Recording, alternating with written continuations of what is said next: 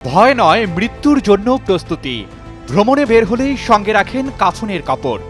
জনপ্রিয় ভারতীয় সঙ্গীত শিল্পী লাকি আলীর মুখে মৃত্যু নিয়ে এমন কথা শুনে আবেগ আপ্লুত ভক্তরা। তবে কি মৃত্যুকে ঘিরে কোনো বিশেষ আশঙ্কা কাজ করছে শিল্পীর মনে? সম্প্রতি এক অনুষ্ঠানে জীবন ও মৃত্যুর অনিবার্যতা নিয়ে খোলামেলা কথা বলেন লাকি আলী। জানান তিনি মৃত্যুর জন্য মানসিকভাবে প্রস্তুত। শুধু তাই নয়, ভ্রমণের সময়ে কাফনের কাপড় হিসেবে নিজের সঙ্গেই রাখেন হজের ইহরামের পোশাক।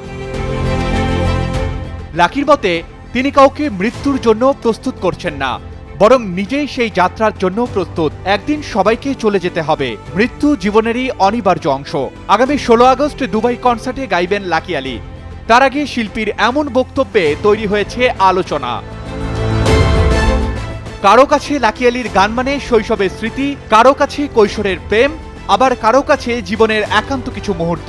বলিউড অভিনেতা মেহমুদের ছেলে হলেও অভিনয়ের চেনা পথে নিজেকে আটকে রাখেননি লাকি। সানম একপাল কা জিনা সহ অসংখ্য গান তাকে এনে দেয় আলাদা পরিচিতি। কাহো না প্যার হ্যায়, বাঁচনা হ্যায় হাসিনো সিনেমার গানও তার কণ্ঠে পেয়েছে আলাদা আবহ। একদিকে মৃত্যুকে সহজভাবে মেনে নেওয়ার মানসিকতা, অন্যদিকে জীবনের অনুভূতিকে গানে ধরে রাখার ক্ষমতা। লাকি আলী যেন নিজের জীবন আদর্শেই দখল করেছেন ভক্তদের ভালোবাসার জায়গা। Desk report, Daily Sun.